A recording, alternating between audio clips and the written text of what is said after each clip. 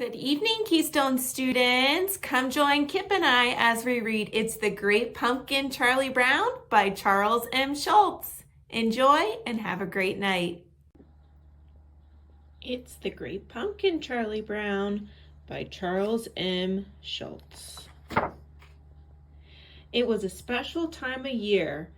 The air felt brisk and cool. The colorful leaves fell from the trees. The pumpkins were ready to be picked. It was fall, and for Linus, Lucy, Snoopy, and Charlie Brown, that meant Halloween was almost here. It also meant football.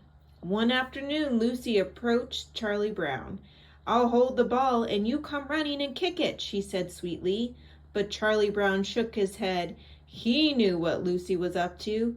"You just want me to come running up to kick that ball so you can pull it away and see me land flat on my back. This time you can trust me," said Lucy. She held out a piece of paper. "See, here's a signed document testifying that I promised not to pull it away." He felt excited. This year he was really going to kick that football. Charlie Brown got a running start, but as usual, Lucy pulled the ball away as he got close. "Ah!" cried Charlie Brown as he flew into the air. "Peculiar thing about this document," said Lucy. "It was never notarized." Meanwhile, Linus was busy with his own fall traditions. He was writing his annual letter to the Great Pumpkin. "Dear Great Pumpkin," Linus began, "I'm looking forward to your arrival on Halloween night. I hope you will bring me lots of presents." Charlie Brown was curious. "Who are you writing to?" he asked. Linus smiled, and then he explained, "This is the time of year to write to the Great Pumpkin. On Halloween night, the Great Pumpkin rises out of the pumpkin patch and flies through the air with a bag of toys for all the children." Charlie Brown just shook his head as he walked away. Even Snoopy laughed as he walked by. Linus kept on writing. Soon his sister Lucy came by. "Not again," Lucy complained over his shoulder. "Writing a letter to a pumpkin? You make me the laughing stock of the neighborhood."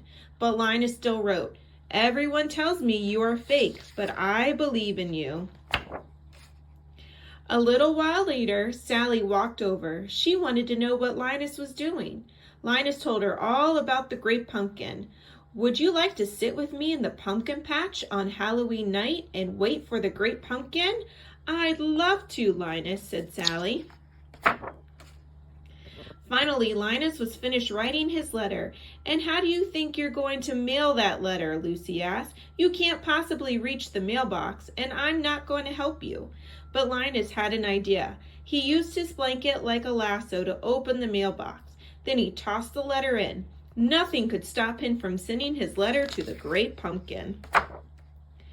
As Linus went proudly back inside, Charlie Brown came running up to Lucy. "I've got an invitation to a Halloween party," Charlie Brown told her. He did a happy dance. "It's the first time I've ever been invited to a party." Lucy frowned. "If you got an invitation, it was a mistake. There were 2 lists, one to invite and one not to invite. You must have been put on the wrong list." But Charlie Brown didn't care what Lucy said. He had his invitation and he was going to that Halloween party. Soon it was Halloween night. The kids changed into their costumes for trick-or-treating.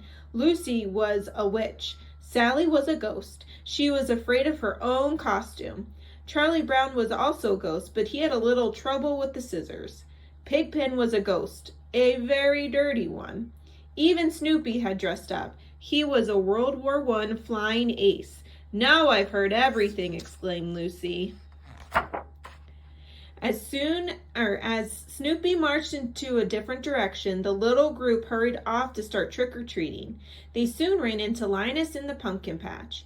"Have you come to sing pumpkin carols?" he asked them. "You're going to miss all the fun, just like last year," Lucy told him. But Linus didn't care. He knew the Great Pumpkin was on his way to the pumpkin patch. "You really think he'll come?" Sally asked. As everyone left to go trick-or-treating, she was torn. She should go with them or stay with Linus. Sally decided to stay.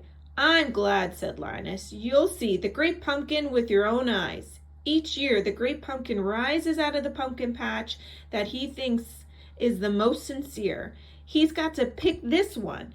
I don't see how a pumpkin patch could be more sincere than this one. Meanwhile, the other kids had arrived on at their first house of the night. "Trick or treats," they cried. One by one, candy was thrown into their bags. "Can I have an extra piece of candy for my brother?" Lucy asked. "He couldn't come with us because he's sitting in a pumpkin patch waiting for the great pumpkin." The kids compared what they got. "I got 5 pieces of candy," said Lucy. "I got a chocolate bar," said Violet. "I got a quarter," said Schroeder. "I got a rock," said Charlie Brown.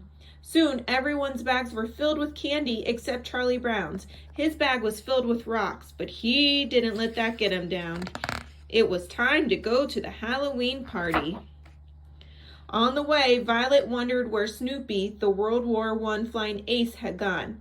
"He's probably getting ready to take off at the next dawn patrol," answered Charlie Brown. Soon the group passed by the pumpkin patch. "Has the great pumpkin been by?" taunted Violet. "You think you're so smart," Sally called as the laughing group continued along. "He'll be here. You can bet on that." Sally turned to Linus. "All right, where is he?" "He'll be here," Linus assured her. "I hope so," said Sally. "Just think of all the fun we're missing." Across town, the Halloween party was in full swing. There were games and music and pumpkins to decorate. Violet, Patty, and Lucy wanted to draw the perfect face on the pumpkin, but how would they know what to draw on it? "You'll have to model for us," Violet told Charlie Brown. "You'll be the perfect model," agreed Patty. Charlie Brown felt honored. He sat down on a stool, and Violet turned him around. That's when he realized they wanted to use the back of his head as a model for the pumpkin. Now it was time to bob for apples. Lucy went first. "This is the way we do it." She stuck her head into the barrel and came up with an apple. "And Snoopy." "Bleh," she cried. "My lips touch dog lips."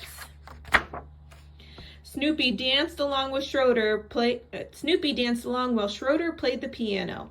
Then he figured it was time to continue on his journey as the World War I flying ace. He sniffed his way to the pumpkin patch. Sally was just about fed up. Where was the great pumpkin?